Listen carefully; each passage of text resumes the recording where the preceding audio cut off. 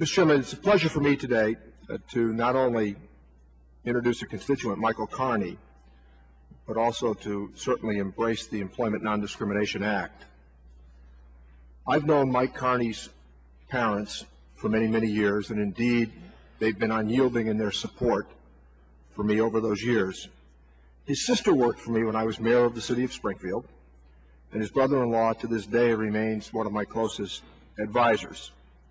The Carneys are a first-class family, and for the 30 years that I've known Officer Carney, I knew him simply as a guy who had the same aspirations in our neighborhood as many do who embrace being police, fire, teachers, telephone company employees, gas company employees. I've known him just as a regular neighborhood guy. Always pleasant when I saw him, kind, and always very, very decent.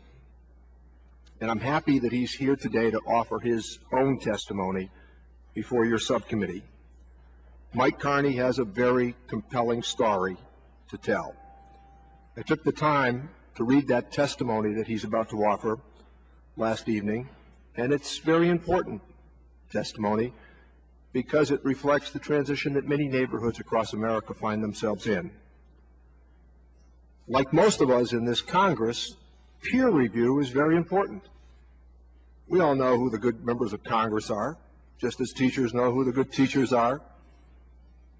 Good firefighters know who the good firefighters are, and yes, good patrolmen and women know who the good patrolmen and women are.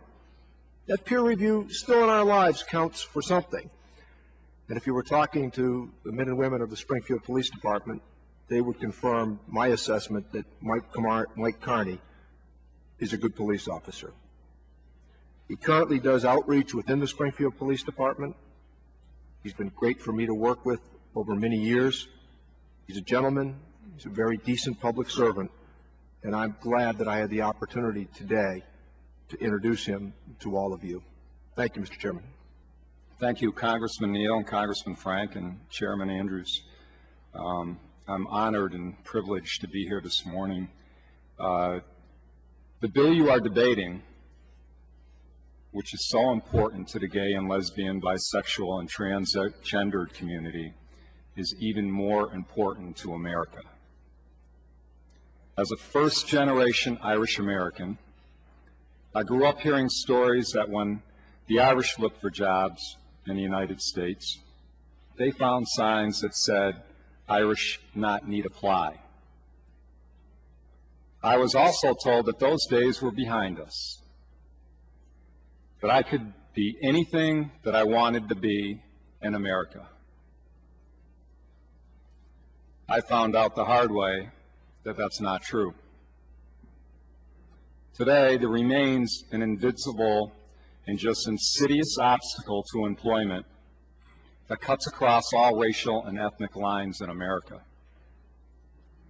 I realized soon after graduating the police academy, because I was gay, my safety as a police officer and my future as a public servant was seriously jeopardized. After a classmate and his work partner were gunned down and murdered on the streets of Springfield, it forever changed the way that I viewed my job as a gay cop.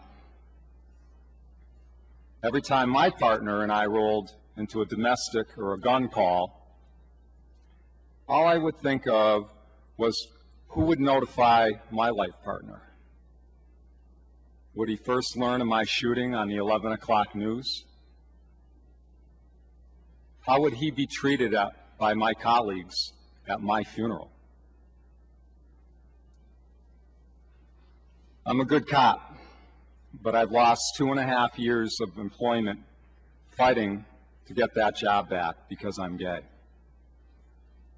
And I never would have been able to do that had I not lived in Massachusetts or in one of the handful of other states that protect gay employees from discrimination. In fact, if I were a federal employee living in Massachusetts, I would not be covered at all.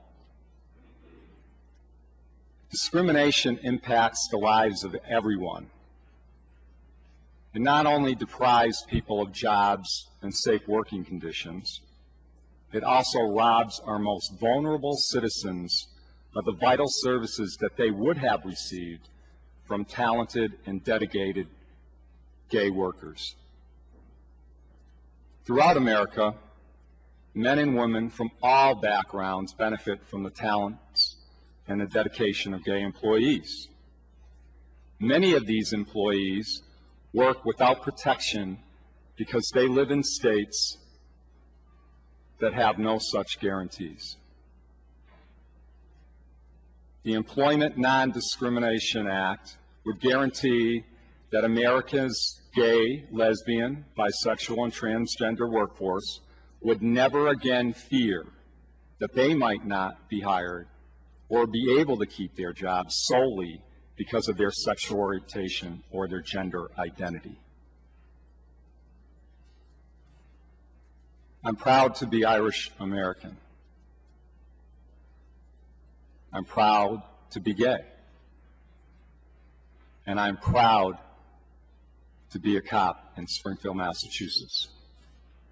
I want to thank the panel for allowing me to testify today, and please put an end to this kind of employment discrimination that I had to endure.